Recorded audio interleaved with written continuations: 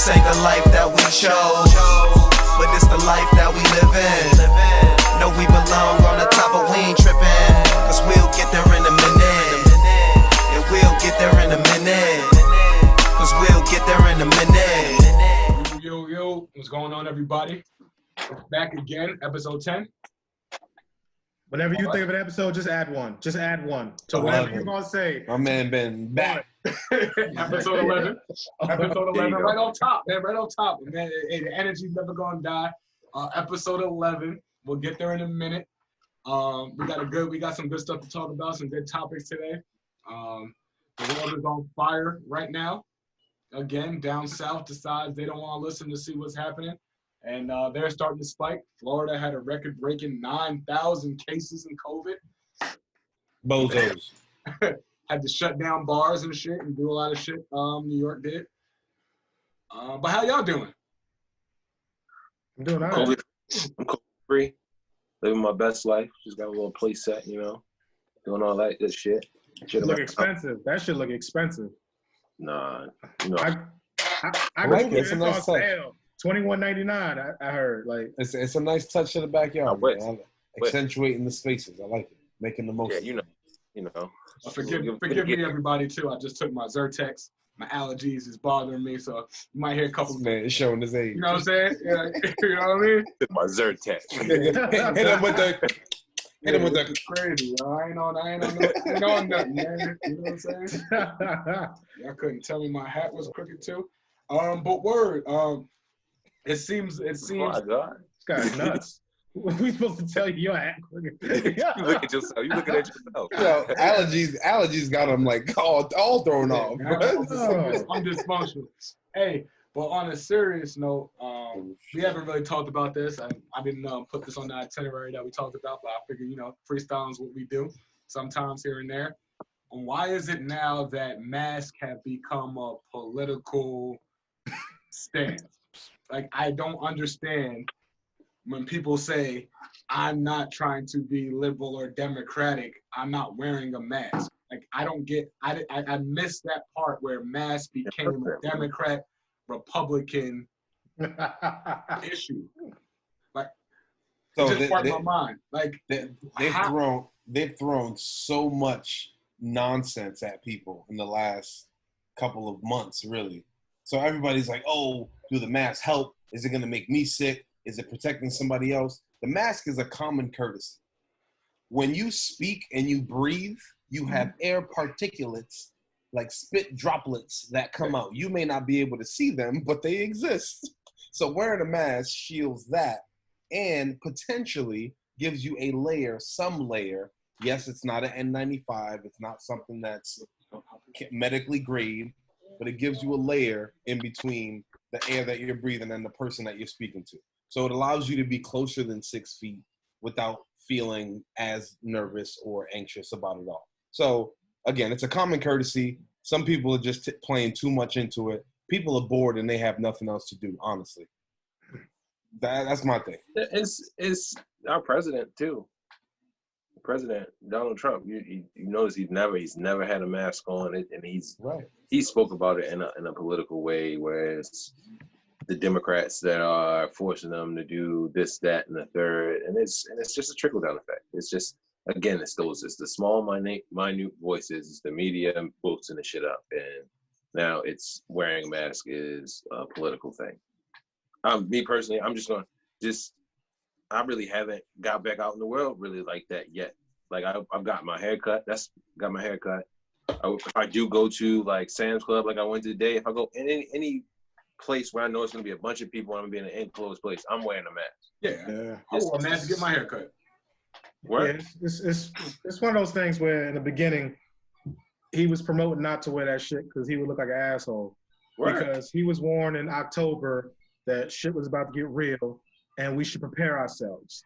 So the whole time he made a joke about it until shit wasn't funny. But instead of him just sometimes just saying, I'm wrong, he just says, yeah, those Democrats are being real cautious, overly cautious. These people need to, it's just like, yo, listen, I don't care if you're a Democrat or Republican. Don't be an inconsiderate asshole. If you get COVID, you may be able to fight that with your immune system, but the old person behind you who's gonna kick the shit, if you got it, just because you refuse to wear a mask, is gonna die. And that body should be on you. But of course, it's not like that because we got too much fucking privilege. Well, but it's a lot of countries now that's basically rejecting any U.S.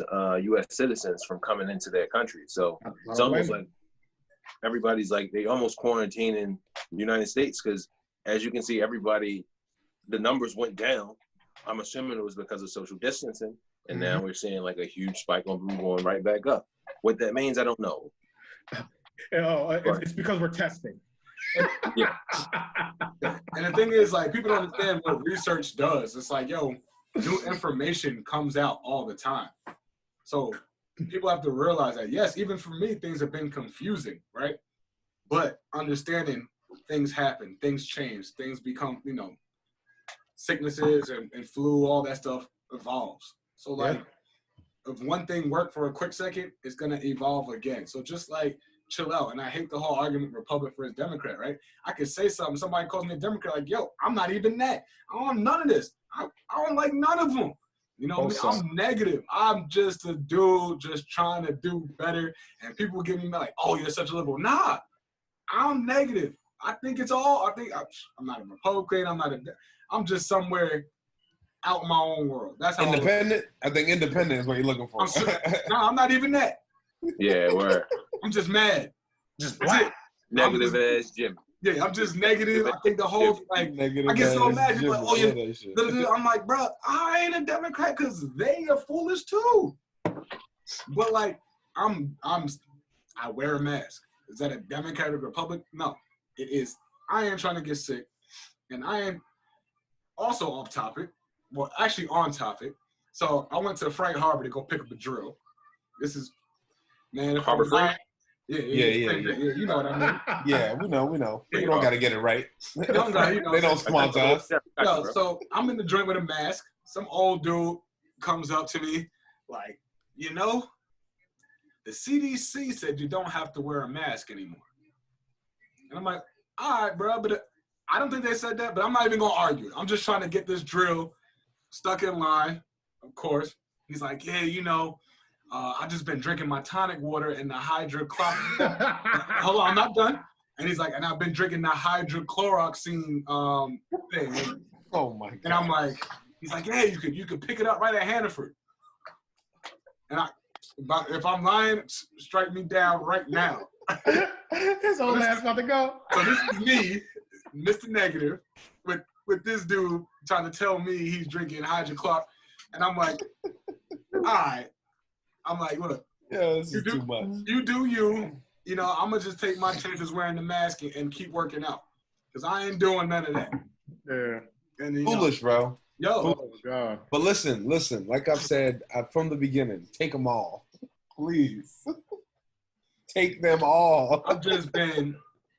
I've been just so like this is negative, man. It's like, it's hard to be positive right now. Like, it's just a lot of dumb things just going on. It's like, dude, like people just trying to live. Like, that's what I'm saying. We need to blame all the people cheering for the Avengers and Endgame. Like, we needed Thanos to do what he needed to do. Yo, that's why I keep saying, off topic again, we go. Thanos is a superhero. He is. What his mission was, whether it was right or wrong, he believed in it, and he thought what he was doing was gonna make the world a better place.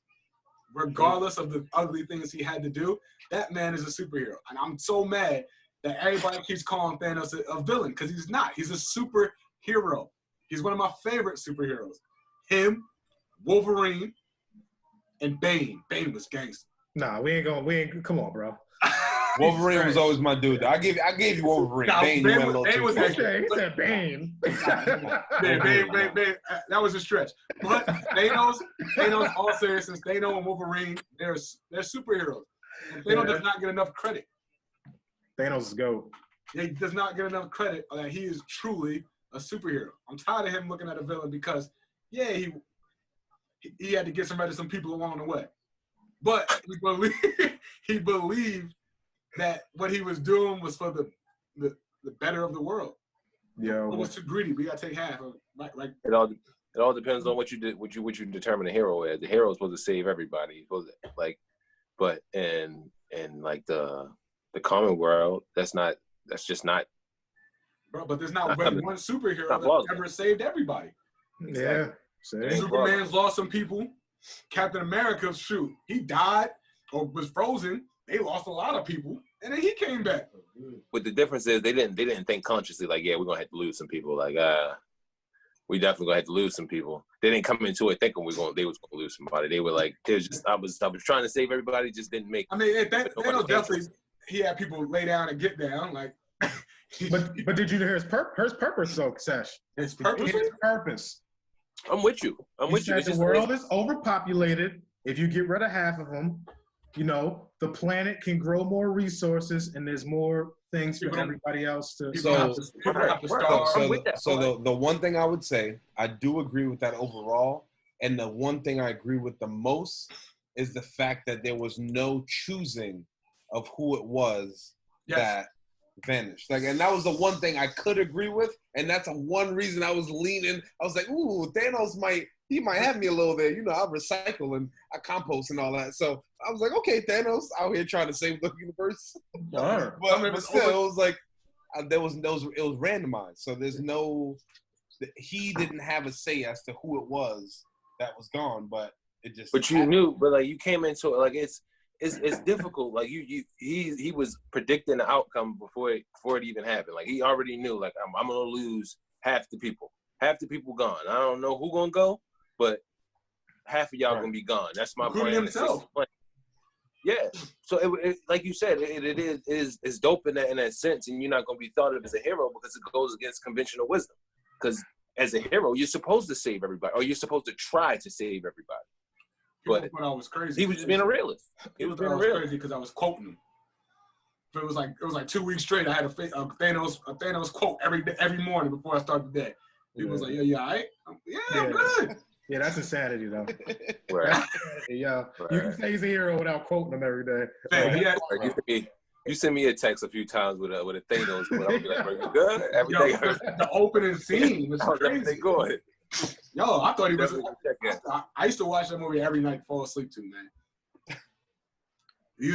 I watch Animal Planet. Oh, he used to motivate me, yo. He used to motivate me, especially the scene where he beats up Hulk. Oh my God! Beat the brakes off him. Beat the brakes off him. Like, and it's the way he's just talking. Oh man, how. Shit, Endgame when he's waiting outside the building for all four of them. What a powerful scene. I'm like, Jesus, he's just sitting there like, whenever y'all ready, man. Yep. And dogged him. All four of them. He was special. Man. He was special. How you dog Thor and Captain America at the same time? This is what we call us. We'll get there in a minute because sometimes we just gonna get there, man. We like to enjoy some good talks and to get us back on track. Kanye West. Wait, hold on. Was Killmonger a superhero? I've had this debate too. Killmonger, it was I don't want to call him an extremist. I like Killmonger, but there was some I don't know, because when he got to where, like, I didn't get the part when he actually got into Wakanda, right, and still tried to destroy that. He didn't try to destroy. He tried to destroy them because his whole thing was, and it goes with what's happening today. He wanted to put black people in power. Yes. So he was going to use the vibranium to get revenge, and to put black people basically switch roles. Yeah, and that's the issue is the revenge part of it. Yes, oh yeah. That's of course. Of course. Yeah, that's where he, like, you had the vibranium, you had all the stuff you needed. You got lost in the hate. Yeah, you arm them and say, hey, this is what we're going to take back because we have the most powerful thing in the world, and now this is how we're going to take power. He wanted just a war, flat out war. Oh, facts. So he was close. Go ahead, Sash. I was going to say he just wanted to switch roles. He didn't want to change anything. Yeah. He just wanted to switch his position, which is I understand that too. But if my thing is, if you feel that way, if you just want to switch positions, it's kind of tough when you speaking on somebody else. Why do you expect somebody else wants to lose their position if you just want to take it? Yeah. So it's difficult. It's some I guess hypocrisies in that. Yeah, because Thanos was just simply trying to Where make the world a better place, and if I gotta go, I gotta go too. I don't know. I'm gonna snap my finger, do what I gotta do, and if it's me that I'm part of that, then I'm gone, and I'm happy. Wow. I never really thought about that like that, honestly. Never Thought about it. It's crazy. Thanos. Oh, Yeah. There's no bias. No bias at all. There's none.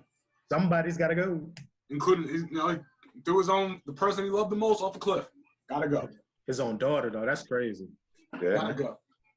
Nah, like you said, some questionable choices, but the overall picture, I get it. But sometimes you think about it and you talk about goals and achievements, right? This is such a world where you have these goals, and what are you really going to do and sacrifice for what you want to do in life? Yeah. No, I'm worried about you now. You gonna throw me off the cliff? Nah. But listen, But listen, he's going down a dark path because I will say, listen to what I'm saying though. Listen to what I'm saying. There was once a country who felt like they were doing something that was great for the world. They made scientific advancements, technology advancements, and did things that other people didn't, but it did cost a lot of lives. So again, exactly. What's that say? So there was advancements that were made, but it came to the cost of life and the vision a lot of people didn't agree with, but some people saw the big picture at the end. So again, I just gave you the facts without giving you like the name. So sometimes I could feel that could get a little messy. It's definitely a double-edged sword, right? For sure. Yeah. But I think one thing is like he didn't have a bias, right? There was no ulterior motive. A lot of that stuff, true. There was money stuff. There was other things involved within that caused greed. True. He was actually out to make everything after him and what this world is seeing a better place. That was it. There wasn't a personal agenda. Exactly. Right. It was for the betterment of the world. Everything else usually has a personal agenda. Yeah. And that's the thing. Like if somebody told you, like gave you a gun and basically said, if you kill the person you love the most, but it will guarantee world peace, would you do it? That's a loaded question. Couldn't. What's loaded about it? That's loaded. I'm not doing it. I'm just saying that because of me right now, especially this. I'm negative anyway at this point, right? So the world's gonna be what it's gonna be. I'm not really. Right. I think world peace is crazy, right? I'm just saying, like on the scale, like we talking about Thanos is a fictional character. I'm just saying, like fictionally, if it was a Thanos situation, if we were like in Thanos' shoes, and you had to, because we said he killed the one person he loved more than anybody else in the world. If you were in that situation, would you do it? Could you put your pride aside? Could you be so unselfish and kill somebody you love the most to save a bunch of people that don't give one shit about you? Forever shoot the shit out of me. I'm gone. As soon as I see that, I'm like, I hear the question, I'm like, it's been real, y'all. Word to mommy. Yo. I don't know what I would do. I couldn't. I'm not gonna lie to you. I couldn't do it, bro. I couldn't do it. Fuck them people. Yeah, I couldn't. I probably wouldn't either. But I probably wouldn't. But I admire watching him do it. 100%. And I try to tie it into, if there's something I want to achieve, I go back like, man, obviously. But yeah, great.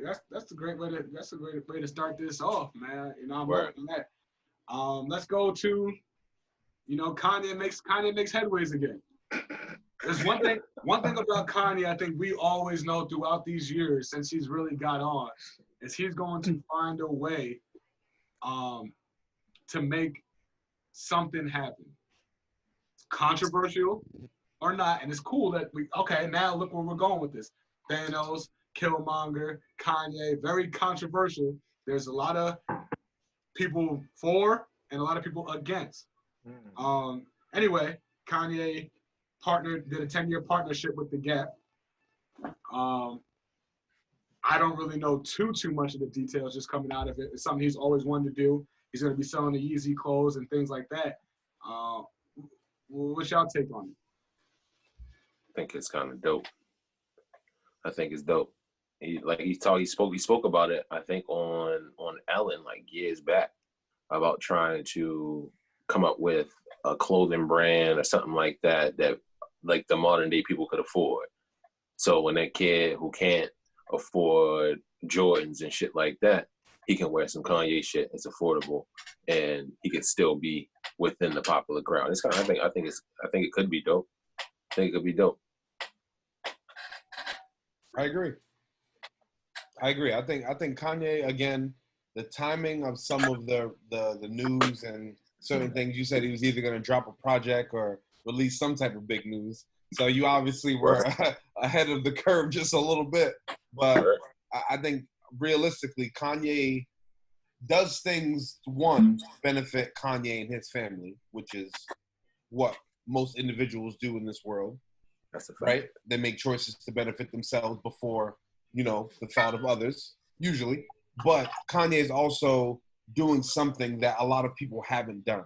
Since FUBU, Rockaware, and a lot of these other brands have tried to do this exact thing. Stop it. I'm just saying. No, they didn't. Stop it. Let him go. I'm just saying. Let me riff for a little bit. Rock, so let him rock. There are some brands that have attempted to give the culture a face in terms of clothing and fashion, but it hasn't. Again, a partnership is different than doing it on your own, but he might be trying to do something that hasn't been done. So I say again, I like to see what comes of it. No, I'm going to start by saying watch your mouth. I'm going to start by saying watch your mouth. What? Okay. You compare Kanye's Gap deal to Sean John, Rockaware, and FUBU. Like, what are you talking about? They did that, but they had ownership. Kanye's doing a partnership with Gap. If he wants to make his clothing line affordable, then just make your fucking clothing line affordable. You don't need to partner with Gap. If you're the owner of your brand, do what you want with it. Now you're a partnership to a failing company. They're using you to gain popularity and gain revenue again. It's not the same. It's not respectable. You want to be an owner, be an owner. You work with Jay-Z. Like Dame Dash has been preaching, be an owner since what, 2002? And you gonna tell me you're gonna partner with Gap because you made a song 12 years ago? Fuck out of here, man. I'm not proud of it. Do your own, be your own boss, do your own shit. This is Gap. Yes, he's gonna have creative design control, but it's not his company. I mean, but to counter back off of what you're just saying, DZ, at the same token, you've seen what he's done with Adidas. And it's still Adidas brand. It's not Kanye brand. But so maybe does he not want to be an owner and own what he does own, and then he just jumps in partnerships with these pieces and here collects the revenue? Because I think based on the article, the Gap revenue now is projected to really skyrocket. I can't tell you the exact numbers. Kev might have it better than I do. So again, what I can say, I don't have the numbers exactly, but they are leaning in that, like the projections are that this deal is going to help Gap. But again, what's to say that eventually Kanye doesn't take over Gap? What's to say he can't do that? And Gap is a brand that's worldwide known, that's already established. If Kanye were to, at some point, you said they're failing, but yet they had a way to give this man $100 million deal. So again, like, what's to say that that's not that's not the vision that he's going towards or looking. We don't know how much it is yet. We don't know how much it is. We don't know how much. Just a 10-year deal. 10 years. Okay. Kanye is never going to own Gap. He's never going to own Gap. Thank you, Sam. Right. It's never going to happen. Oh, sorry. What I would say is that the reason why I said the $100 million is I was misspoken. They assume that they look to renew the deal within 5 years, and they expect the revenue to be over $1 billion in sales prior to that 5-year mark. What I was going to say in like response to DZ shit, when we talk about Jay-Z, we got to remember that Rockefeller was a partnership with Def Jam. Def Jam owned a quarter. A quarter. It don't. But you weren't the full owner. It was a partnership. When we go to work every day, it's a partnership. You pay somebody money to make you money. It's all the same thing. It's just about what kind of freedom you have within that deal, which we don't really know. What about We don't know monetization yet. now? And also, My point ahead. is now, of course, when they're a startup company, you need to pay someone for distribution. Kanye is well established and kept talking about Gap is a worldwide brand. So is Yeezy. So is Kanye. He's bigger than the Gap. That's why they went and got him. He doesn't need the Gap is my point. Do it yourself. But one thing about Kanye, Why They're established. The Gap is established, though. So They is have Kanye. stores. So is But Kanye. he doesn't own property worldwide. He doesn't have the racks and the places to put these things 2020. already. It's 2020. You don't need racks. you don't need stores anymore. I hear what you're saying, but Malls again, are they have obsolete. the established name and they have the footprint I that understand. you can take over and what Kev saying is like, why move and reinvent grow. the wheel? Like maybe it's not the time. Maybe it's not time for Kanye to like make his brand yet. Maybe it is time to. He has a brand. I'm not saying he doesn't. That's not what I'm saying. Maybe He's the highest grossing shoe sale right now. He jumped over the Jumpman. Yeah. But he didn't do it by coming out with Yeezys like Baller Brand. He didn't do that. Why? Because Adidas already has that infrastructure. Yeah, but what they Adidas have saying- factories. Okay. They have the established fan base. They already have people He's that saying want that's to wear why. He's Gap. saying that's why So- Yeezy is. And that's why he doesn't Right. need that. Because he's got Yeezys created. Okay, Thank but you. you're saying that now because he had Yeezys. When he signed with Yeezy, Kanye is Kanye. Why can't he do his own sneaker deal? Because Adidas is Adidas. We're not They talking are about global. hypothetical. We're not talking hypothetical. He already has Yeezys. He already At this has. point- He does, but at that this is Right, but going what I'm forward, saying, off of Adidas, like Adidas, like those three stripes, those shell toes, those Sambas, they are worldwide, worldwide, bruh. Who So doesn't know what listen, Yeezys Kev. are? Yeezys are worldwide. I Worldwide. understand. So I why understand. would you go from one partnership with a company to another if you don't need two partnerships? It Why? legitimizes him as a fashion designer. It legitimizes him. That's what Adidas did. Yes, He's Kanye been has looking the for that concept. for years. He did that with Nike. The way you get to be the number one shoe in the world is because of Adidas, because Adidas has that range. I understand what both of y'all are saying. What you're saying is now that he has that, why do you need to go to Gap? And you don't. It's like this for me. What I would say to that is for the same reason he went with Adidas. His clothing line isn't what his shoes are. It is big, but it's not the same. He makes more money in Europe than he does here. First of all, exactly. He makes way more money over there. If he really wanted to bring it here and do what he needed to do with it, he could do it. And DZ, why is that? What company is more prominent in Europe than it is in the United States? Adidas. Like Adidas makes billions in Europe, bro. We're not talking about the sneakers, Kev. Yeah, we're talking about his actual clothing line. Like I hear what you're saying, but $200. again, the connection that he has to the European brands like Adidas is what has made him prominent in those areas. Like if he doesn't have the connection, they're gonna be like, oh yeah, Kanye West because of his music. I like his music, so I'm gonna wear his clothes. No, Adidas is prominent in Europe. So again, Kanye West, Yeezys. We're not talking about shoes. Correlation is there, bro. No. I hear what you're saying, but there is a connection. I might be. Yes. I feel like there's a connection. I might be. His clothing line has nothing to do with his sneakers. Yeah. Nothing. And that's why I with the Gap. For that exact reason. Like you said, he sells clothes in overseas. But I don't see nobody, like at least nobody I've seen. I haven't seen anybody really rocking Yeezy clothes like that. Now, if I bring it go ahead, Trey. I really don't know what they look like. Exactly. My point exactly. But if you see that, they look like homeless swag. It's that homeless shit. Remember that? But you've seen that on the runway. I'm sure he has to have something else other than what the fuck he was showing on just the shit with the holes in it. Or if he's trying to be more mainstream, it's nothing more mainstream than America. And Gap is America. They have stores all across America. If I can get my clothes and get it mainstream with the same way I did my shoes with Adidas, if I can do that with Gap, why not do it?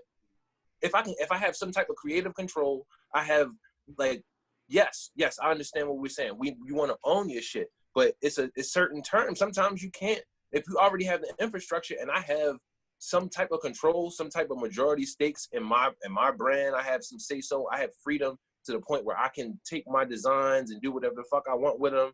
You say this, I can walk, and I'm still financially stable within this. Why not?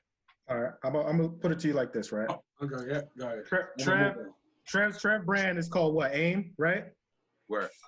AIM was kind of Trev, somewhat of a partnership, right? Under someone, right? Now you are on the AIM team, right? Yes. Now is Trev running under someone else with his company? No. Someone else was in our town, was established before him and was bigger. And he took the risk on starting his own shit, right? Now it's in Maine. Unknown to him. He's not from here. He didn't have it here. He said, you know what? I'm big enough. I have a following to where I can move it here. And I'm going to do what I need to do, build an infrastructure, hired my own team. Instead of having somewhat of input, have full creative control. And 100%. And my goals and my mission and my vision are all going to be what I want it to be. And he's making training affordable for everyone because that's what he wants to do. Word. Understood. Completely understood. So backing off of your point, if Trev were then to become the director of athletic training for AMG Academy, which has multiple locations and all these other things, then again, he would be able to then reach more athletes and do more with his skills than just starting off on his own. And that reach. I mean, again, I'm just saying that the infrastructure and what's pre-existing on the vision and the individual. It all depends, right? It's like, all right, if I want to take a shortcut, I partner up to get that more reach, but then I have to, you know, I might have control, or I might have some creativity, but there's going to be things now that there's more heads and things like that. So yeah, I could necessarily go and get that reach and all that, but is it the way I want? Is their mission technically, is it the same? Does it align? Is it going to be affordable because there's such a bigger name to it? Can I do the certain things that I want? So I'm willing to take that risk and be slower, play the long game, because I feel what the long game can do. I can learn, I can move, I can do things with other people, like, you know, like Sesh, who's better at certain things that I'm better in, and I can learn and do that with him. If I just jump in to a company that, you know, has already this infrastructure, and they just take the ideas that I'm good at, then how am I going to learn? How am I truly going to grow? You know what I mean? So it's both ways, but I mean, if I really needed the money and I really needed to jump into something, then maybe I would take that. But because I had an established name, and I said, all right, I'm gonna take my established name and I'm gonna try to grow this else on my own because I have enough of a name to do, right? And now let's make it bigger, right? And I don't know, because I'm sure, you know, off Deezy's point, Kanye has enough people to go and build that own infrastructure. You know, and the thing about Kanye though is what I wanted to say is, one thing about Kanye, we never know his next move. So maybe there's a reason why he's doing this partnership, just to do whatever here and working on something bigger, and that might allow him that he doesn't need all the control and all the creative things that flow through him, which you can still hire a team for. And like Trevor was saying, it just like it all depends on. It has to be on your terms. If you're partnering with somebody, it's a partnership. We both have something invested in it. We should both feel like we're gaining something from this. If you don't feel that way, then you don't do it. Like,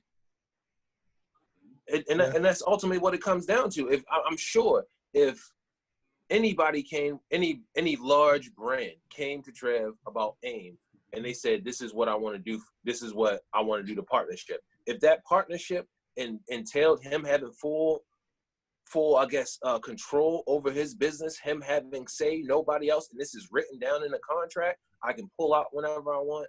I can do whatever I want. You're still independent in that sense. I'm just working with you. We are partnering in this. We aren't, you don't own me. This is a partnership, and that's kind of how Dame handled it with Def Jam. Like, yes, I'm partnering with you. We're doing distribution through y'all. That's it. Fuck y'all. We don't need you, but it works. But that's the difference, though. Dame and them own 50% of their company, which is the majority. Gap has shareholders, so it's a publicly traded company. So when you got to answer the shareholders, it changes the game. Like Kanye can't just do what the fuck he wants to do. They still got to answer to people. And know what? We'll see where it goes, right? That's a right. Yeah, you're right. Yeah. You're right. Speaking of building your brand and then creating your own, LeBron James, and damn, now I'm drawing a blank on his main man. It's not Rich Paul. No, Carter. Yes, Maverick Carter. Maverick Carter, two of the dopest people, very the dopest team. Obviously, we all know LeBron has built his brand. LeBron has built himself into what he is, and he's had a team with him though along the way that everybody was a part of. And Mav Carter is one of the biggest reasons behind the scenes, because he's that guy. You know, LeBron James plays the court, got the face, but Mav Carter is that guy. His team, there's no denying that. And they built, they've been working on their media empire, and they just got a whole, $100 million expansion. I guess that's the right way I'm looking at it, for their media empire. And what that entails, 100 employees, 64% of those employees are people of color. Yep. 40% of them are females, right? Which is dope. Which is the average in the media lane. The average of that is 25%. LeBron has said he wants to make it 50%. So representation matters. What I've been talking about, we've all been in agreement on back in the earlier podcast. LeBron is doing it, man. This is what representation is. This is what it's about. How do we feel about this, right? This segues into somebody who's created a brand and then used that brand to do his own, to create now and give back, to create these employees, to create these partnerships. With who though? Yeah, what partnership? With HBO, with ESPN. Wait, y'all moving the goalposts. I'm not moving the goalposts. Because not at all. Because you guys are talking about, you're talking about LeBron's partnership with NBA, like it's a direct connection to Kanye with Adidas. So we're talking about going forward. Because he never disagreed with Nike or Adidas. He never disagreed with that. He never disagreed with Kanye making music. But he never disagreed with any of the partnerships before that Kanye had. He's saying like now is moving forward. This is LeBron James with all the HBO partnerships, everything he's done with his team. This is now the things he's created from his own. So this is my question. So when we say empire, is he creating a channel? Is this going to be like LeBron? Is this going to be like what from my belief and my understanding is there's not much representation within media coverage. Okay. So this is that representation to get stories that are non-biased. There's not that implicit bias. There is the things that now are reported clear cut and dry, or maybe in favor of people that are representation. So to understand like the big picture is that they already had several or a few distribution companies. Uninterrupted, which did The Shop with HBO. So that he's pairing some of his existing companies under this larger umbrella. So this larger umbrella is going to, like you said, have more representation within the media, but it's also going to do things like distribute movies. They have a deal with Disney and a film with Netflix in the works. So it's a lot of different things. They're branching out into everything. Yeah, but that's how you do it though, right? Right. I'm just letting you know, like that's what it's like, more full reaching. Like it's not just going to be distribution, or it's not just going to be production or media. Empire. Like exactly. So Spring Hill Entertainment is going to be like the umbrella that Uninterrupted is under, and then he's going to have other like production and media companies underneath that larger umbrella. And it was a $100 million, him and Maverick Carter raised this money from investors and other people that obviously are aware of the impact that this man is. Exactly. Yeah, the key words in that got me is it's going to be unfiltered and it's going to be organic to our upbringing, which means I have full control of this shit. I own this shit. This is us. Yeah. This They is give me us. money to make what I want. This is us. Word. The name of the company is the apartment building or apartment complex that he moved into in the 6th grade with his mom's. Yep. So if that tells you anything about the connection, like this man is. I understand what you're saying now. I understand because I didn't fully understand what the 100 million was, what it was for. Like, was it for him? It's basically for him to create more content. Media empire, exactly. Under his own roof. So instead of like, it's basically like a production company, almost in a sense. Yeah, that's the gist. So it's like creating a Turner, like how Turner Sports has multiple branches to distribute sports, and they have TNT and Bravo and all these other networks and different avenues to create media and put things out there. He's creating that version for the culture.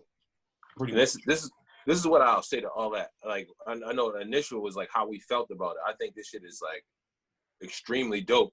Just to go back to what the initial question was, I think what all this is LeBron gearing up for him to be the first black owner in the NBA, and the first, in my opinion, the way you do that is by controlling your narrative, and that's what LeBron James has done better than anybody else in the history of sports, is control his narrative. If you own a media company, I can put out exactly what I want about myself and the people like me. So same way he did in the NBA, as far as like he gained, like, I guess so much power within the NBA by him just being the best basketball player in the NBA, and he basically passed that power down to people on his team, to other people in the league, just by how he moved. He put something out there that people realize, oh shit, like I'm the product. Like it's not. I had to say so in this. This is how I move. This is how I need to move, in all of this. So just to add a little bit to that. He would be the second owner. Michael Jordan is the majority owner of the Hornets. Yeah, he's majority. He's the majority. I didn't know that. But I will say this, and one, we got to definitely, we'll get back to it. We got to give LeBron his flowers while he can still smell them. But also, I threw a major alley-oop to DZ right now, and he's sitting back smiling because everything he's saying kind of ties in hand in hand. And you guys kind of talked about it and why in this. So I'm just going to give DZ the floor as well on this. Just you got to listen to it because I'm listening. Okay, because it goes back into what we just talked about. And Sesh, he built his brand. He built himself to where now he built this. So, but he built. But what I was saying, let me go back before DZ go back because I just want to know the alley was there, and I didn't mean to do it. All that LeBron building that was off of other people's brands. He took what he had and brought it to other people's brands and used their brands to boost his. So now he has it. His clothing brand isn't that. His Kanye. When we go back to Kanye's clothing brand isn't that. Gap is a I don't know if you can't call it a fashion house, but Gap is the Gap. People go to shop at the Gap. Yeah. Okay. So if I want to get my clothing brand off, yeah, I'm gonna. But facts. But Nike was Nike. People go and shop at Nike. Adidas is Adidas. People go and shop at Adidas. Facts. Now if Kanye has some, if he decided to go and get another shoe deal with somebody else, that would be against what I'm saying. What's the difference? LeBron already he's not established in that avenue yet. He's two not. totally different things. We don't want to go too back. All right. So this is the ahead. connection, right? And this is what I was trying to tell you. LeBron used other brands to build this. Mm-hmm. Kanye, like I said, his clothing line isn't here. It might be because of the price point. Realistically, because in Europe, it's a different kind of fashion, whatever. But what I said was, if Kanye really wanted to and he has a creative control and it's going to work here, he could do that here. He can use his popularity from here with his shoes, from there with his clothes, bring it here, make it affordable. But and what you don't get is Kanye could have did what LeBron did. Like Kanye is a billionaire now, correct? So it's not like he needed the money. Gap is failing. If you look at the company, like sales are going down. So they needed Kanye more than Kanye needed them. Like LeBron could have went and got a deal anywhere. Like no one owns LeBron. Like Jordan doesn't own his own name. And people don't realize that. And everyone says, oh, Jordan's brand is, but Jordan doesn't own his own name. You know what I'm saying? All this flash shit we buying and all that, it's owned by Nike. So it's like the goal at the end of the day should be ownership and putting your own people on.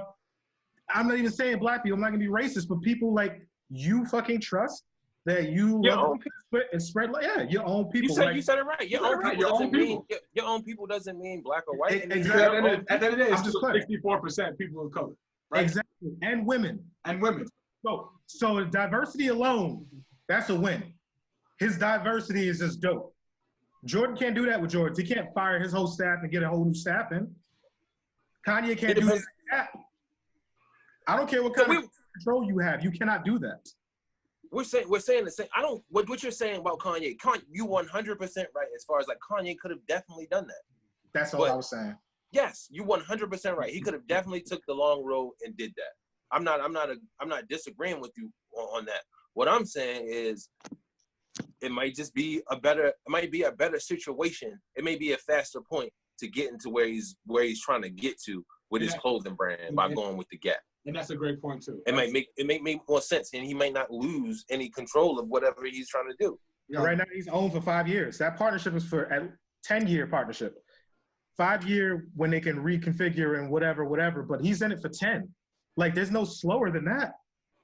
Like, the man is what, 40 years old? Like, you got to realize, like, time is money. You know, anyone's gonna buy Kanye. He got motherfuckers going to church. Like, it's Kanye West we talk about. Like, I don't like him personally, but the man's a genius. And anything he touched turned to gold. Like, 10 years is a long time, bro. 10 years, but it's so many factors that we don't know 100% to kind of 10 years, especially on the contract. 10 days. 10 years? Man, think about 10 days. 10 years, we'll have matching bets. That's what I'm saying. If Kanye said right now, I got clothes, Yeezys that you can afford, you think motherfuckers ain't buying it? But more importantly, let's. With that being said, there's a lot of greatness talk between two, and each individual's greatness is going different ways and being used. You know, we may not always agree with what Kanye is doing. We may not agree with the next man, but as far as what they're doing, like you said, it's genius. You said you make them. We don't know Kanye's ultimate plan, right? But we got to give, you know, Kanye does somehow come back around, and it's okay. And LeBron James has been nothing but spot on right now in almost every avenue since he's been in the spotlight. And it's kind of crazy to see like how great this man really is to really keep just creating and moving the needle, right? We always keep talking about athletes need to do more. I don't know how this guy continues to do it. Like, I don't like leveraging his power, man. What did you say, Seth? Leveraging that power. I said he's leveraging his power, man. He knows his worth, man. When you know your worth, you move a little different. I know DZ got some P Millers on the way, but like you know they coming. Yeah, word. I got a partnership with P, baby. Master B talking about being offered more money and not taking it because he's like, well, if you're offering me that, how much am I really worth? Exactly. So I understand. I 100% understand what DZ's saying as far as that. It's as far as like owning your own shit and having power within your own shit and all. It makes sense. It 100%. It makes sense. And I think where P Miller failed is, I think he needed to give the right person creative control of the shoes, because I would love to buy some P Millers, but the shit was ugly. Like. Some shit went off. It was terrible. So the Carters, were the Carters any better? Nah, those shits was ass too. Them shit was ugly. But niggas was in People had some. They was still wearing them shit. Because they was, you could wear them with a little, you know, I'll probably wear a pair of Carters now. You know, I wear the slim jeans and shit. Yeah. I throw them joints on with the whites. You know what I'm saying? Yeah. I throw the whites on. Yeah. Before their time, maybe. They give you a little bit of that dress look. That's what he went for. You I he had kind of everybody see wearing it button-ups. now. I can't see it when I was 13. Yeah. Right. I can't see that shit now. But they sold out. Them shit sold out. That's not Carter's. You couldn't buy them. Yeah, but I'm sure if you go to New Orleans, then that goes again. Well, how much did he own to that shit? How much did he own? How much did it cost him to produce them, and how much did he have to sell to make a profit? Right. Who We Pete? don't know. So he could have got off. That could have been a He might have made a lot of money, especially down in New Orleans. You know what I'm saying? That's what I'm saying. So Nah, Pete make a buck. He know how to make a buck. He did. He He got definitely rap did. snacks. He got rap snacks. He got like oodles and noodles, all kinds of shit. Yeah, Pete on everything. Yeah. He on everything for real. And then we're gonna go into the sports world, but then I wanted to kind of circle it in, right? I'm feeling good. The creative juices are flowing. Talking to y'all, I haven't been this creative. Only when I'm with y'all, when I'm in my business. But I saw a post today that kind of led me towards this, and it's hearing us talk because we're talking about ownership, right? And then the biggest thing now is, we shouldn't go to college, and everybody should start getting more skills to start owning and becoming these old entrepreneurs and things like that. Before I go into why or why not I agree, I want to hear you guys' take on that. College and skill and all that. That seems to be a new thing because you get these guys right now that, the social media influencers that make it look easy, right? They're an anomaly, in my opinion. What do y'all think about that? I think college is a scam. Ooh. 100%. I think college is one of the biggest scams in the United States. Biggest scams, specifically the United States, because we were fortunate enough to have full scholarships to play football. So we went to school. We had to balance our schoolwork along with sports. So some majors, depending on how smart you are, I'm not a smart guy at all. I'm pretty fucking stupid. Honestly, I just know I know Like, what I'm good at. what the fuck? I'm gonna keep it 100, bro. I'm not that smart, bro. I wouldn't say you're stupid by any means, bro. I've met some people. Right? I've met some people that have less sense than a head of lettuce. You doing all right for yourself, bro. Listen, man. Go ahead. I didn't realize I was smart until I found out I was stupid. But That's a bar. That's very. There's a lot of validity to that. That's very powerful. Oh man. Basically, what I'm saying is, by saying it's a scam, is because majority of people come into college and they have no idea what the hell you're trying to do. You're spending on upwards of $30,000 to $60,000 a year on an education that you don't have any idea how that's going to what money you're going to bring in after you get that education to pay that loan off. So it just makes no sense. Whereas if I didn't have football to pay for my college, then what do I do now that when I get out and I have a liberal science degree and now I have to pay back $80,000 in student loans. Now I'm paying back this loan for the next 15 years and this degree, and I'm not even using the degree that I went to school for. Whereas maybe, not saying that you don't go to college, but maybe you go to college once you absolutely know what the hell you're trying to go for. It might be smarter for you to go get a trade and actually make money and do something, like actually experience life before you actually decide, you know what, I'm gonna take out a $80,000 loan to go do some shit that I have no idea if I want to do or not.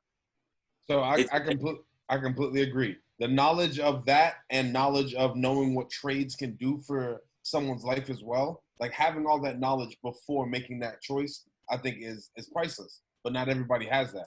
So I agree with Trev, where I think trades and more people doing that is something that needs to happen, so that you do have more ownership and more. I didn't get my opinion yet. But go Oh ahead. yeah, but I'm just saying. Okay, so the statement that you posed, I would say I agree with the statement that there should be more people doing more trades and doing things that they can have more ownership of, because I do agree that overall that is the move that works for more people. But again, having that knowledge and being able to make the choice, I think, is the most important. DZ, what you got? Honestly, if I'd have known then what I know now, I would have still came to Maine, but I would have probably got a plumbing, electrical, and did real estate. Now I saved myself 30 grand. Facts. So I'm torn, right? If you would have asked me this a couple of years ago, I definitely would have been, man, try to own everything, learn the skill, right? Because, right, you can go on YouTube and learn everything. Right? You can learn a skill, you can learn that. But then I started really digging in and start to read some things. And now there's two sides of this coin, right? Because a lot of people say in college is worth it, and like Seth said, it's the biggest scam. And just become, an entrepreneur, plumbing, trade school, whatever the case may be. But I really want you to paint a picture now. And what would this world look like that we're trying to talk about representation without education through the college system, right? And what I mean by that, many people have made money from YouTube and all this stuff, and that those people that decide to skip college, but then there's people that skip college haven't. But just think about when we talk about representation and what do you need to have for representation. So doctors need to go to college. There's a shortage of what? Black doctors. Shortage of black what? Therapists, right? Shortage of all these things that we keep saying are necessary. They are a necessity, they are a need.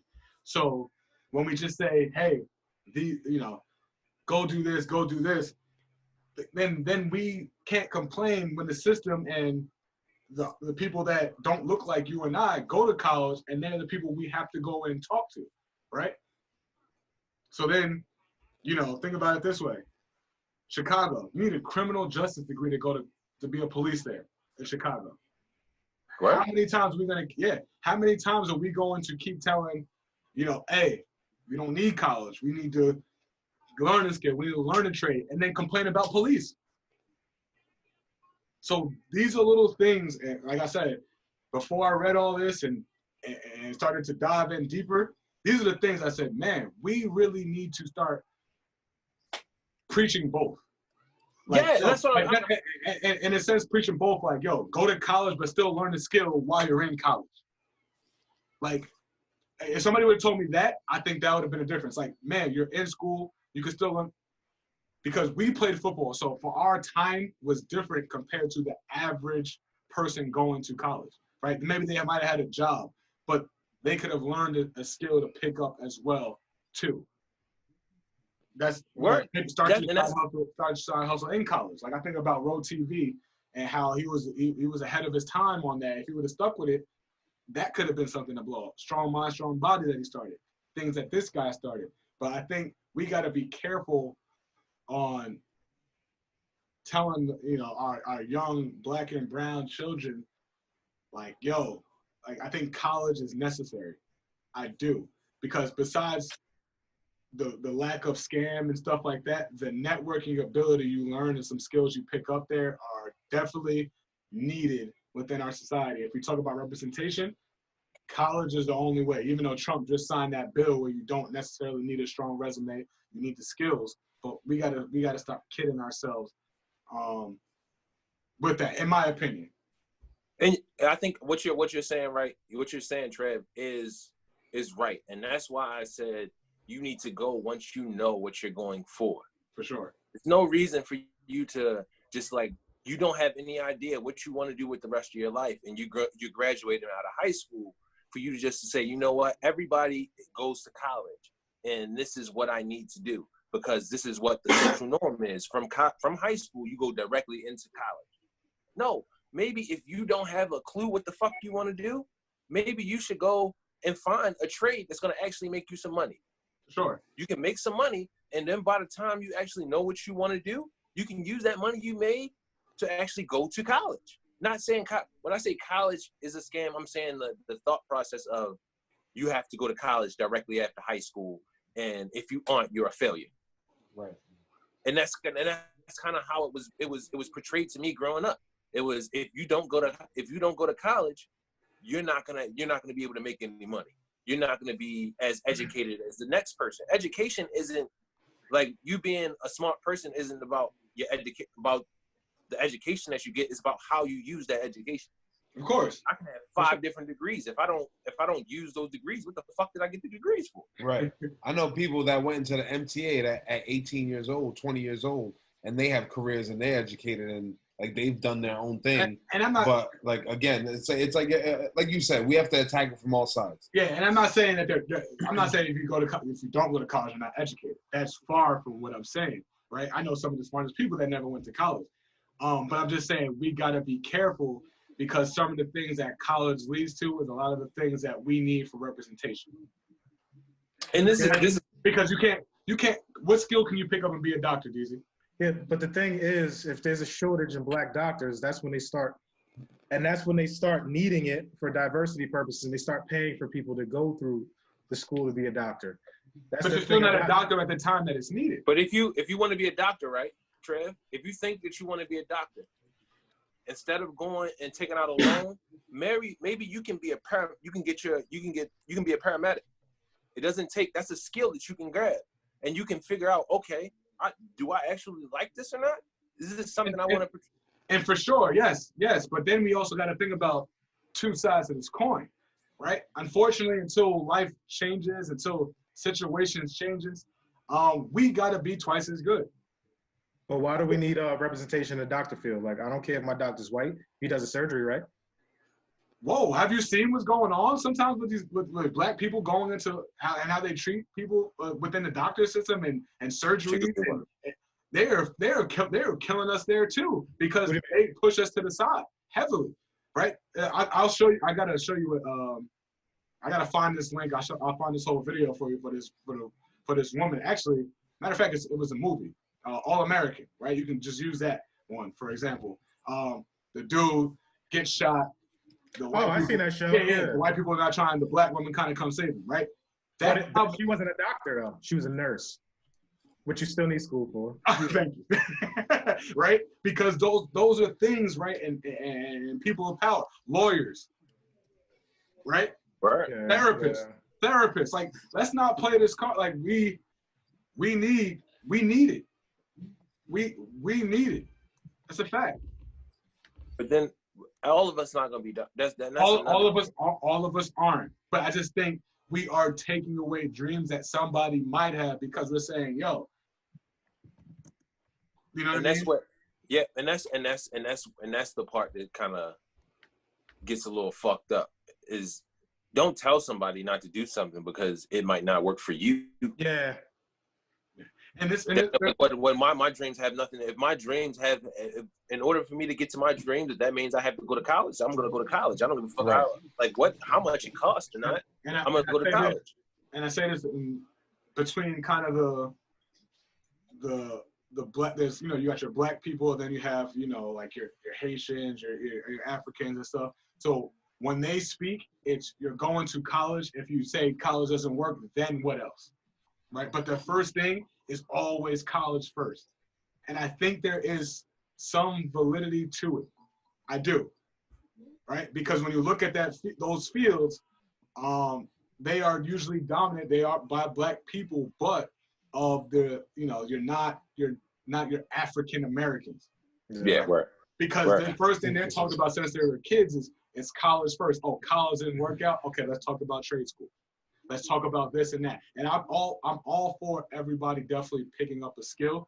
But if we're going to talk about what it takes to skill and run a business, a lot of those things are just as, if not as hard as college, and you're probably going to lose a lot more of that money along the way if you haven't acquired those skills. Where? 100%. And I changed my stance. And representation representation at the end of the day, we all are here because we did what? We went to school. Now we're able to branch off. Granted, there's people that have it and they're doing phenomenal. I just think we have to be able to teach both. Like, teach my like, yo, all right, school this, but here we're gonna pick up a side hustle. Yo, right? Oh shoot, if you're gonna go to this white college or whatever, and you're gonna be the one, yo, we're gonna learn how to cut hair. I got the perfect example. So little bro got into heating, ventilation, and HVAC. Mm-hmm. So in high school, he got a certification that allowed him to get a apprenticeship with a company during the summer. He was able to go to Gracie Mansion, meet the mayor, do all that shit. He ended up getting a job off of that apprenticeship that allowed him to be one of the youngest journeymen in New York City, meaning that he was a certified electrician before the age of 27 years old. Talk about it. So again, this is a young man that before didn't go to an official. Yeah, I think he has an associate's degree in I think it's business management and something else. But again, this is someone that doesn't have a 4-year degree, but is also making over. I'm not gonna put out his tax numbers, but my man's making 100 plus 150. You know, he's doing his thing in terms of living in New York City, making a certain amount of money under the age of 30. So it all depends on what works for you, because again, he knew that this is what he loved, this is what he was getting into, and he dived into it and did what he needed to do to get that success. So again, like you said, playing it from all sides, knowing what works for you. And one of the things you definitely said, though, he got his certification, which is still education, which is still another form of a degree in some ways, which now he still has an associate's degree to get all that. Right. So I'm gonna summarize like Kev do. to kind of see what I'm if I'm getting all that you're saying. You're basically saying not to sell yourself short in the long term, right? Because yeah, you're right. Go ahead, keep summarizing. So you're basically saying don't sell yourself short. Aim high, and if you can't aim high. Yes. If you want to be a doctor, go be a fucking doctor. Go try your hardest to be a doctor. I just think you need to have a plan as to how you're going to go about the financial aspects of that. It has to be some type of plan. You can't just jump out the window and say, you know what, I'm going to college. I'm just going to take out this money, and this is how I'm going to do it. If you want to be a doctor, figure out how you're going to what's a good way for you to pay for school. Whether that may be football, maybe it may be something else, whatever scholarship. But figure that out. And I think, and there's a ton of scholarship money and things like that you can write on and that people don't take advantage of. But I will say this, is if you start making money at a certain age, right? A lot of my closest friends was making 30, 40 grand as an 18-year-old. And you're now still making 30, 40 grand as a 28-year-old. Because what happens when you don't go to school, you get comfortable. Man, 18, I get this job, I'm doing this, I'm making that money. You ain't going back to college. You're not. So now things. I did. Yeah, and you did for sure. But you also went to college and came back, so that's not, you're technically wrong on that. Okay. Yeah, still started out in college, then came back, went to work, then you knew to go back to college. So there's completely different circumstances, right? And so you make this money as a kid, as a youth, right? In the same ways that you're losing money at 18 when you're taking out the loans, right? But then at least now there is some, because everybody, and I say this to say this, right? Everybody is not a full-on entrepreneur, a full-on business owner, and the shit is hard as hell. I'm telling people from my experiences, and that shit is brutal. Like, the darkest days, like figuring out a lot of shit, and there's things you're just not equipped for it, right? Yeah. That I luckily equipped through college, and I'm still fucking working through those things. So I would just say aim high. Like, yo, if you're gonna go to college, make sure you have a side hustle with that. Like, whatever you're learning, take that and apply it, and then now make some money and sell some products through that. But we just get into this fantasy world where we're just telling our young black and brown children, like, yo, don't do this, get a skill, you can do blah, blah, blah, X, Y, and Z, and make money that way. Like, that shit is gonna put us back even more. Yeah, 100%. Like, You gotta I see it think from all sides. you I think just give him all the give knowledge. them game. Like you gotta give Let them them know game. going into the MTA. The Like, military, like MTA again, is dope. some Boston is dope. people knock the military, but Yeah. again, you can go into the military or a branch of the military for a set number of years and also have more financial backing to do what it is that you want to do for yourself. So again, there's so many different ways that you can do it for you. Sure, 100%. So just having that knowledge, I think, is what it is. I just want people to just gain that knowledge. Like it looks so easy. Like, oh yeah, this person's free. Like they don't realize that you're up all night trying to plan and do this and your schedule and then do this. Like yo, you can have a 9 to 5 and still run the business. Mm-hmm. You can have a 9 to 5 and still run the side hustle. You can go to college and have a side hustle. You can go to college. You can do multiple things. So it just really, it's been talked about, and with the Instagrams and things like that, I just felt like it was a perfect time to speak. And I also think parents need to start realizing that as well.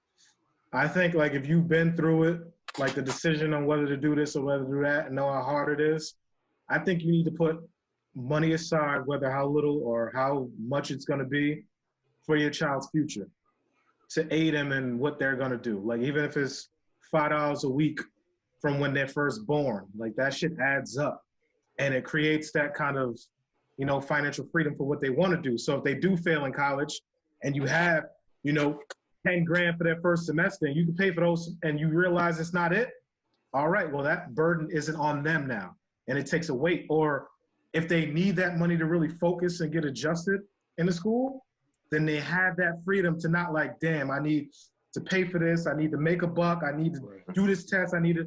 So parents have to start being a little more worried about that as well. Well, that's beautiful. And the last thing that hits the head.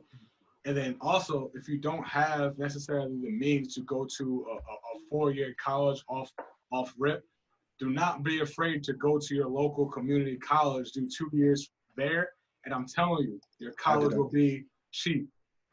Don't be afraid to explore that option because you get an associate's degree or whatever, and school is cheap to the next school you transfer to. Yes. And that really can help you. So just avenues like that need to be talked about. Like, yo, you don't got to go to a 4-year right off the bat out of high school. Like Sesha said, you can get a job, go to your, do your local community course, your courses in state that's super cheap. And then boom, oh, this is what I want to do. Now I'm going to go and really get my major. And you only got to do 1.5 years, maybe 2 at school. So just giving them the gems and the knowledge to overall, man, because I just want to see, I want to see everybody win. I want to see us win. I want to see everybody win. And Great point. I feel like we are getting into this point where we're telling kids almost to stray away from college and stray away from education because it's hard, right? Think about it. We're all in our 30s and we're starting a book club amongst ourselves. I hated reading when I was young. So to go and say, educate myself as a young kid, we know as what it's like being a young kid, man. We are invincible. We are Superman. Ain't nothing gonna happen to us. So If somebody just be careful the message we're sending all the time. You gotta the way you present, like, again, it's not what you say, it's how you say it, especially when you're talking to these kids. Like if I'm never gonna tell a kid not to go to college. If what you're trying to do is gonna get, if college is gonna get you there, do that. But it's a way about doing it. It's a way about how you go about doing it. And I think we hit every nail on the head when it comes to that one. Thanks. We hit all of it. For sure. And Kev got to get rolling soon. I appreciate that. Yeah, so before the sports segment, we'll just let y'all know Daddy Duty calls. Yeah. Always appreciate the love. Yeah. And I'm going to jump out. He's jumping out. We're going to finish this segment, man. Appreciate you. I appreciate y'all, fellas. Kev. All right, bro. Peace, bro.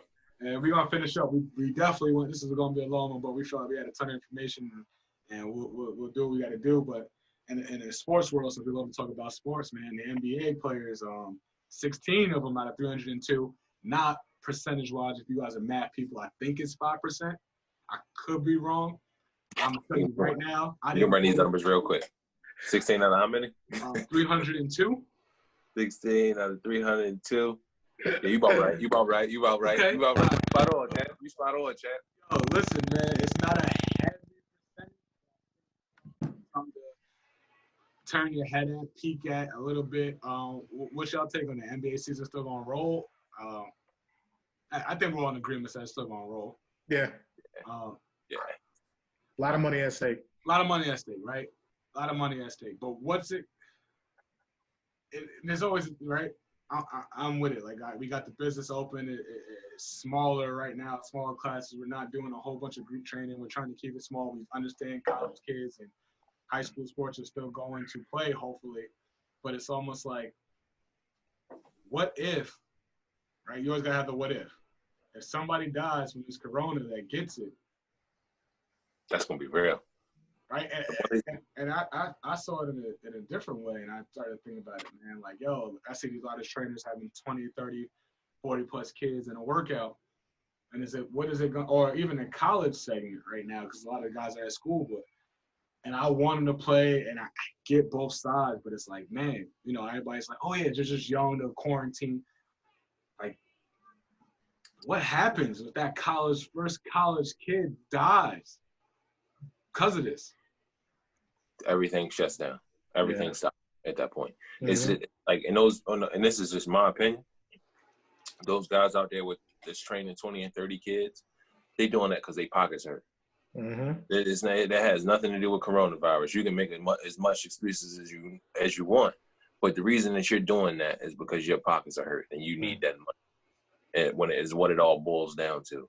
But yeah, that's what's going on. As far as like the NBA guys, if it's 5% of the guys in the league, they got that actually have coronavirus, or is it that have come in contact with it? More than likely, none of those guys are going to die. If one of them does and they have the season, then we're going to be having a different conversation. And one thing I think I can say about the NBA, at least they're doing it right, because the season doesn't start until July 30th.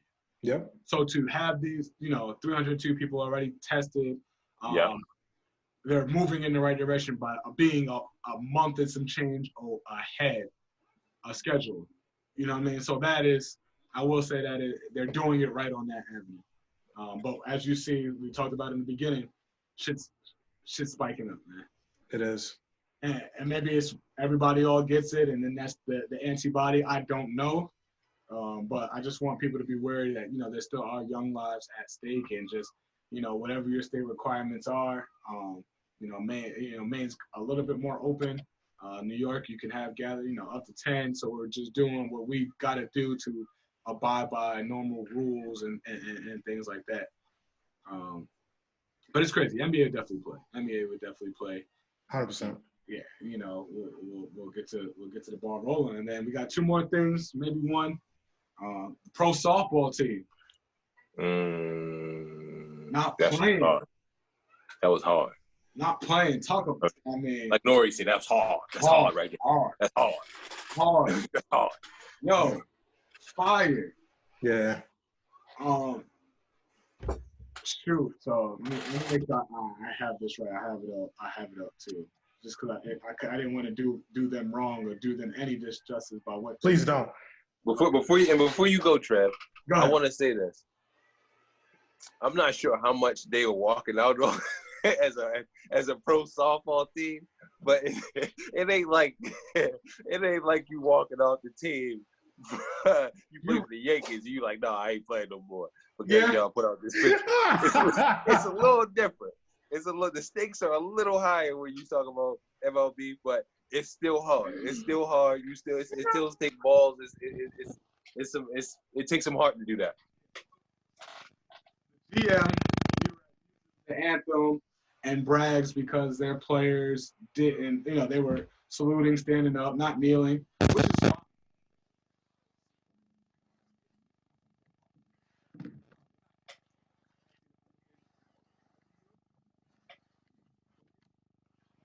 Too, right? You know what I'm saying? So like, chill out. Like, just because you don't kneel does not mean you're not like you don't understand what's going on in the real world, right?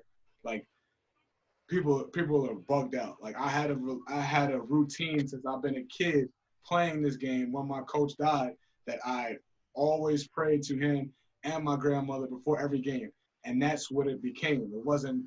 That's why I don't kneel, but I'm on the side of my fucking Black life matters, like, point blank period. So like, I'm not gonna sit there and say, yo, don't kneel, don't I don't care what you do. That doesn't matter. But what happened was the GM sent the tweet out to Trump, like, hey, our players know to stand for the flag, type shit. And, of course, the players back, went off and was like, nah, we ain't playing for you. Simple as that. I don't know the money, the logistics behind it, but what I hear is that they're actually still going to play, just working on not playing for that owner. So they might make their own team. That's what's up. Yeah. And that might be fire. That might be fire. That might give them more money, media coverage, things that are needed to play. And they're all Olympians, too. Mm-hmm. A lot of them are Olympians. So they're a legit team, legit cause. And it's really just crazy at these times. This is like, what's going on, though? Yeah, I like that. I like that stance. It's basically like, yo, watch your mouth. You know what I mean? Like, It worked. the president talking about my team knows better. It's like, what do you mean? You don't control nothing. Like, we're the players. We fill the seats. Like, shut your ass up. Like, it's the way the climate is. It's a lot of these people are going to be humbled. Like, you don't have control. You need to control what you say, and you need to tread lightly. Like, there's no need to be an idiot now. Like, that tweet was just stupid. Yeah. It was a heat check that backfired. Like, it's stupid. Like, stop being stupid. You know what's going on. You know what type of players you have on your squad. Like, and Or now do you not? They may not. But I was gonna say that. I don't think this is what happened. Is they put that shit, or the GM or whatnot put that out, thinking that you got a certain type of player because nobody has said anything, but you put that out and now you get the backlash of it because you don't know who is actually in your locker room. You don't know what you're dealing with. And that's terrible as a GM to not know who you're dealing with. And that's also, besides GMs, this is the world we live in today. For any work capacity, any workspace, as a football term, KYP, know your personnel. Yes. Right? And this goes into stop hiring resumes and shiny shit. Know who you're actually hiring. Yep. Know the person. Know where they come from. And obviously, there's big corporations and things like that, so I get that. But know your personnel. Just take a glance at something, and at least in this instant, I don't know how many people on the roster for softball, but I'm gonna guess it ain't over 100 something people. I'm gonna take that. I'm gonna guess it's not even over 30. No. Right? No, I was probably say I would if I was them, probably like 15. 15 to 17 people. Yeah, because you got to. I don't know. Yeah. Right. Definitely. So, You need none to play. know your damn personnel, right? Know your personnel. One thing, just stop being dumb. Right? As DZ says, just exercise your right to shut the fuck up. Facts. It's unnecessary. Trump didn't tweet him and say, yo, are they standing for the anthem or nah? Like, he just said, let the president know where I'm at. Like, and it was just like, So it backfired. Like, exercise your right to shut the fuck up. 100%. That's why, and sometimes you got to keep politics out of shit. Yes. You got to keep it out of it because you don't know who you're dealing with. You don't know everybody as well as you may think you may know them. Yes. So keep that shit away from it. Yeah. Keep your relationship with your players as your relationship with the players. Like don't make it a political statement. Don't try to use the current state of America to kind of boost your whatever your tweet numbers or whatnot, and it backfired. You try to use that, and now you don't have a team. No, it's the wild, like, there's no point to it. And it probably comes down to, like, people think it's the older days. But, yo, women got power now. So, like, it's about time. Let's like, shit, they ain't backing down either. Hell no. Like, it's got to stop, man. People just got to, like DZ says, exercise your right to just shut the fuck up. You know what I mean? And that's your stance. Now, you'll probably never own a team or whatever again, because I don't know how much money you're getting off of it, but I'm sure you're making some coin. Yeah. He was doing that. I'm sure, right? You're owner of something. You're owner of a team. You're making something. People come to see softball is popular enough. They're not making NFL, NBA money, but, of course, not many sports are, period. No. So, but, yeah. bugging.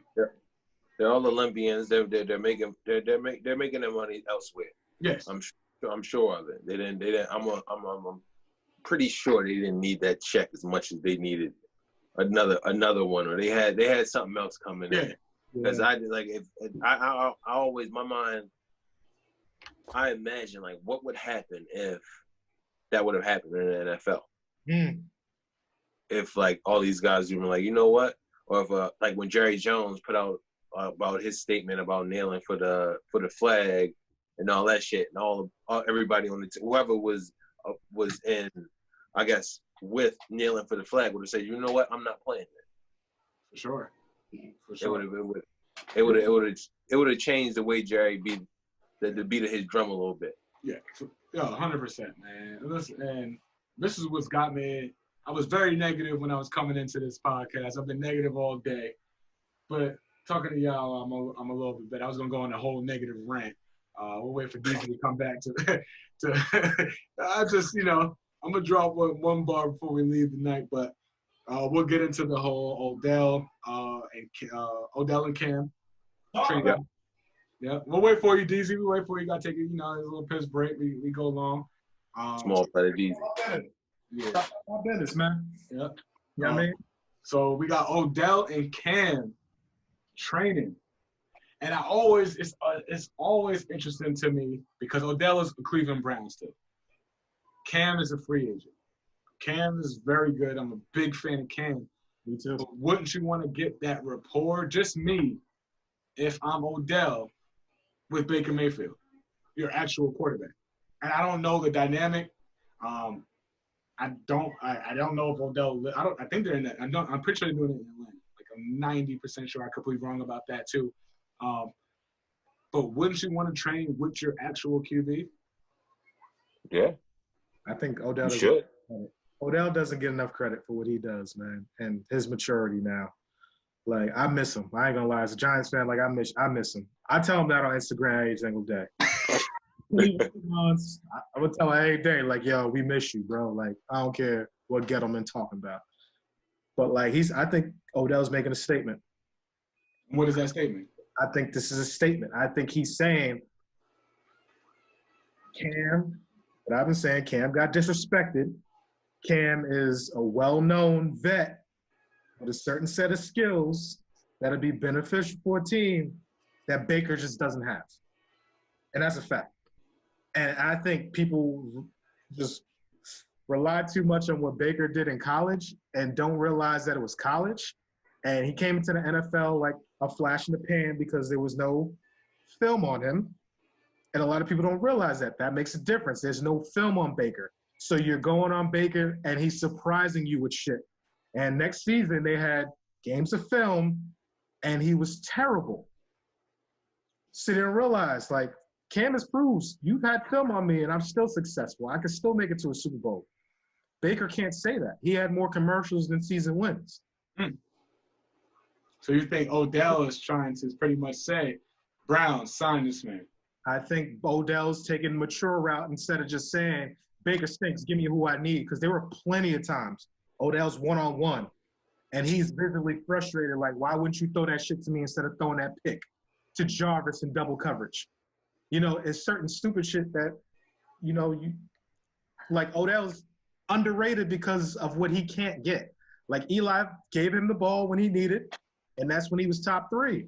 After that, now he's – it's still a numbers game. Listen, if you're going to tell me as a DB who I want to line up, Odell is that guy. Yeah. People, couple injuries here and that boy can play the game and he's top 5 skill set, period. And he works. And there may be some validity to that. I definitely think Odell's been super mature. From the media he's got, people don't understand that from being just a young dude making a super catch and then just going on and just really piggybacking off that shit is crazy. Yeah. And we'll see. I would love to see Cam as a Cleveland Brown with that offense. I think they need it.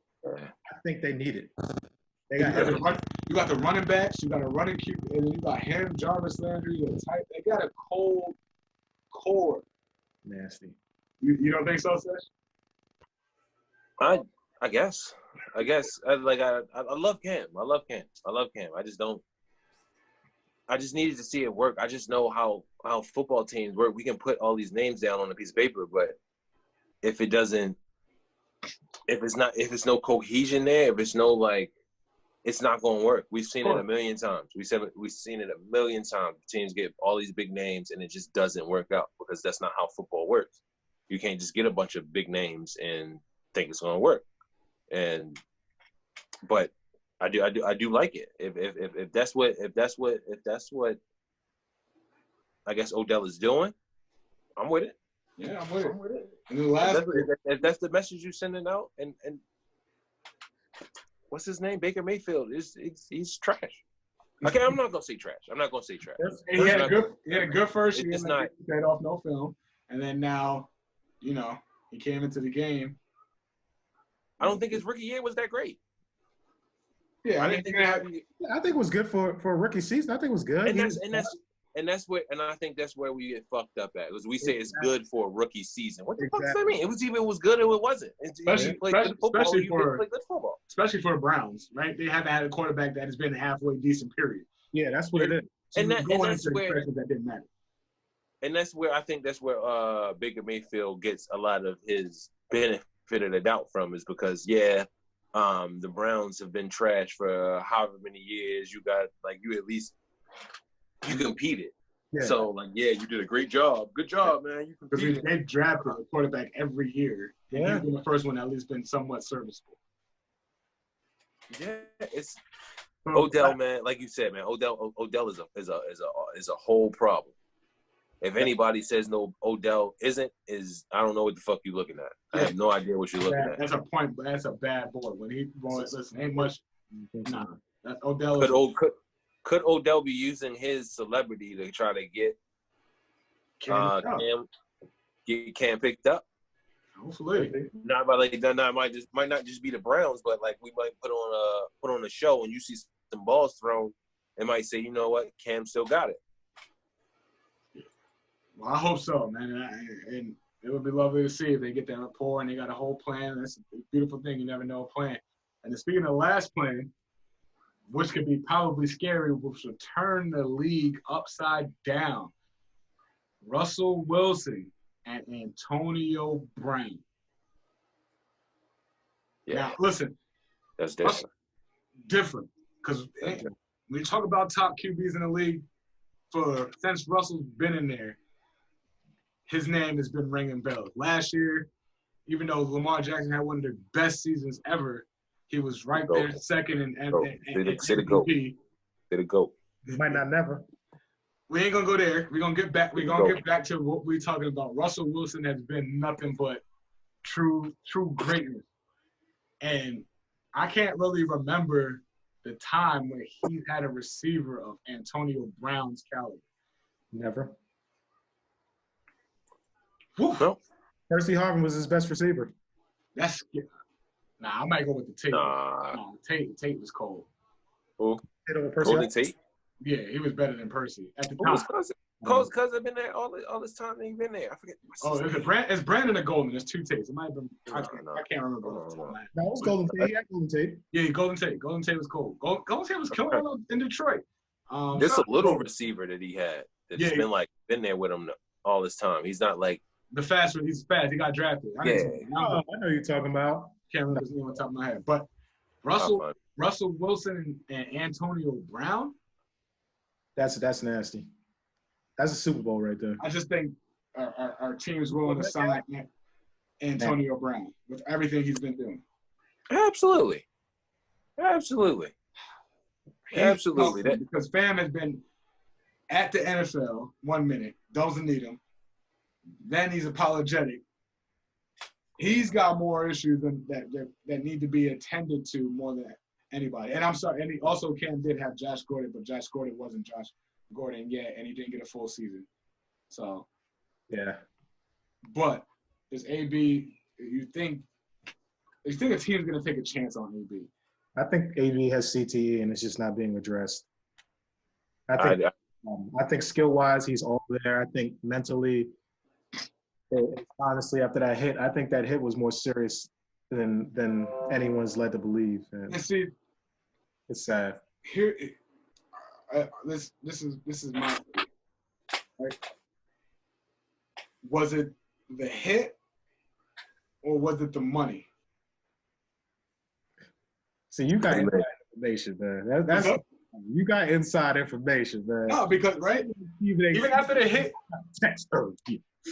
even after the hit, he still was quiet. AB didn't really get AB till he got to the money hit, because a lot of people were saying he's always been this way, but money magnifies who you truly are. Yeah, the spotlight. Got you. So when he got that check, that real check, he let everybody know who he really is. Oh, so He been getting a real check for a minute though, bro. No. When he got that paid check, he got paid. He got the bag. Remember, because the Steelers, one thing the Steelers do better than anybody is they keep you on your rookie contract for the longest. Right? Not him. Yes, they did, because it was between him. Remember, him and Emmanuel Sanders got signed at the same time. That's when Emmanuel Sanders went to the Broncos, and then they ended up paying him. Antonio Brown got he renewed his contract and then held out the following year. He's done that multiple times. They renewed his contract a few times. I know that as being a Ravens fan, I know for a fact that he got paid when they let Mike Wallace go. I thought it was when they let Emmanuel Sanders go.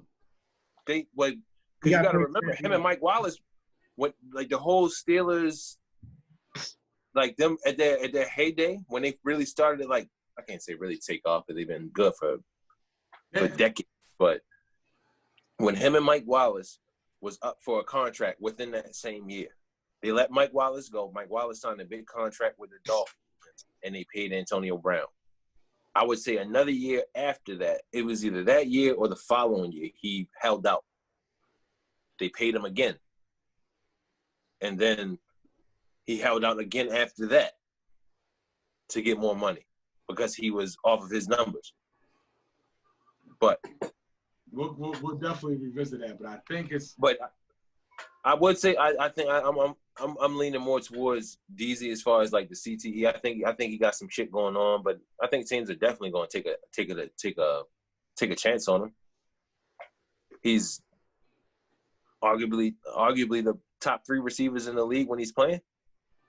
Yeah. Whenever he actually plays football, he's top 3. Well, nobody took a chance on him yet. That was last year. That was the first year.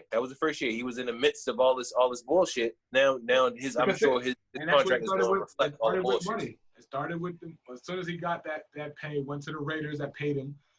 That's when and it all started with that he couldn't use a helmet. And Ryan Clark's been saying it. This is why I'm saying it to say that, because Ryan Clark has said this is always who he's been. It's just now that he's got money. I guess. You know the contract, Yeah, he got paid $42 back in 2012, and then he got $68 in 2017. But at the time, they were both top flight receiver payments. So 2012, he did get a $42.5 million extension with an $8.5 million signing bonus. So he did get the bag back then. Because that was I remember that being like a whole thing, like being like people saying like, well, he just got paid, like just be happy with what the hell you just got. You just became one of the highest paid receivers. But if I go out and I produce better than what the hell I produced before, I expect to get more money. Yeah, because that's what he did. Travis Wright. They said that. I remember that in 2012 he wilded out on a defensive coordinator because he told them not to touch him, and that's when him and Ryan Clark got into it. I do remember that now. So yeah, it is a history of him bugging the fuck out. So we trying to throw him some bail that he shouldn't get. That's him bugging out on like the team and shit. Like he always been like a wild character in that sense. He been. You telling me like the year you saying don't touch me because I just got the bag, like that's wild, bro. And like you pretty much still the new kid on the block. Like, you know what I mean? Fuck. Ryan Clark's a vet. You know what I mean? All these motherfuckers is vets. You say don't touch me. Troy Polamalu, like you with some guys. Exactly. The fuck who I'm with. I just got the bag, champ. You fucking up the money you fucking up the church's money. Don't touch me. That's wild, bro. That is wild. But I'm just saying, I think I'm gonna lean more of a Ryan Clark, man. That's kind of always who he's been, man. Yeah, I got you now. I got you. Always to this extent, though, bro. He just got into something with a driver. Yo, He's got more money though. If he was acting like that at 42 and a half, now that he's $100 million, because in 42 he had to play out that contract. What with the guarantees were different, right? He only had what, $8 million or signing, right? Did you say that? 8.5, yeah. 8.5. And where was it? Was it right away signing bonus? Was that upfront guarantee, or did you have to play? He was quiet because he didn't have. Because the Steelers are one of the teams in the NFL that have been a certain way with their money. That's always been a thing. I didn't see any off the field issues with Antonio Brown until this year. Until he got the bag, the real bag. I just don't. Until he came into that persona of AB. He went before, but it was when he was Antonio Brown. He was, I'm quiet, I'm gonna work hard, I'm a third or fourth rounder ish receiver. I got here, and then when he became AB. When he became AB to me was when they decided, you know what, you are our number one receiver. We're letting Mike Wallace go, and we're paying you. That's when he became AB, and he didn't get into any off the field issues until this year. It could be the money. I can't say it is or it ain't. I just know it looks for me. It just looked a little fishy. It seemed to me like, okay, I'm tired of you. Keep on asking more money, and we're gonna go ahead and air this baby on for a minute. But we've been holding on to because you're our guy. Yeah, put it this way. In 2012, he got a $42 million contract. If he would have shut the fuck up and stayed on the Raiders through, 1 or 2 weeks, he would have had a $30 million signing bonus. So the magnitude of the contracts are night and day. So you're going to start fucking up then? So listen, $42 million total. You telling the defensive coordinator, don't touch my body. You think at a $30 million signing bonus that you ain't gonna act a little different and say, you know what, driver, shut the fuck up. I'll beat you up. Like, if that's him, I think you would act a little different once you have the money. He was acting different before he got the money. That's what I'm saying. And that's what we're saying. Like, I was throwing bail with you, and then I remember that situation on ESPN, and I'm like, he was tripping. He's been tripping, videotaping the locker room incidents and things like that. Well, that was the year prior. And he was quiet. He was quiet. He was apologetic. I'm sorry. Boom. Oh, got paid. Man, fuck. Da. They can't do. I don't need these. Blah blah blah. That was also the year after the hit. Yeah. Okay. Maybe I gotta revisit. Maybe I'm off. It could be. But Ryan Clark's timeline says different. That he's always been this way. Money just magnitude. Money. I'm gonna concede to this because Ryan Clark has some insight to that. Yeah. Well, I said Trev text. That's why I argue with Trev. And Smith, I got a text from an unknown source. Now, he said he was a dick, so we ride with that. Like word. And we had this great discussion tonight, man. Like I said, I came in here negative, man. I feel a little bit more apologetic, but. To our viewers watching, we appreciate y'all. Keep commenting. Shout out to Marcus Simmons, man. All you main teammate, coming through, doing this thing. And I want to leave some people with this, man. If you're out of love and you need some love, find someone who loves you the way the All Lives Matter people love Chicago gun violence statistics.